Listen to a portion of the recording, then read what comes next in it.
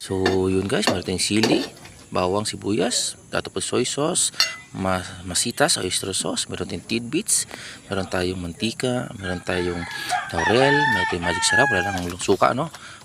Patatas, laman ng karne ng baboy, meron tayong atay ng baboy guys. So, igigisa natin to, i-adobo guys, yan, igigisa na natin guys. Pag-brown na natin konti yung sibuyas, bawang, yan.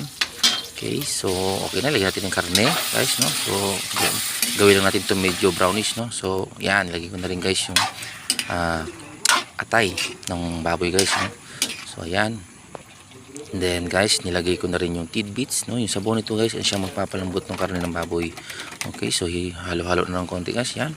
Lagyan na natin yung laurel guys. Papatuloy lang natin to, no? Bago natin ilagay guys yung patatas. Ayan, nilagay ko na guys yung patatas, no? Kunti ng tubig para lumambot na rin yung patatas.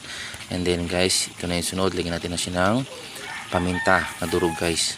Okay, so yan, pamintang durog. And then next niyan guys, ang gagawin natin ay lalagyan na natin ng soy sauce, no? Soy sauce, that puti soy sauce guys.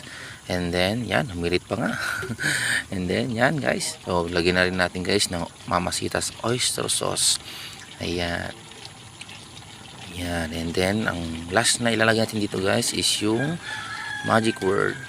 Okay, lalagyan natin siya ng magic sarap. Yan ang bibigay lasa sa ating lutong atay at laman ng baboy guys. So yan, yan, ihalo na natin konti guys, papatuyan natin ng konti yung sabaw. And then ayan na siya guys, okay na. So okay na siya guys, so let's eat, no? Kain na.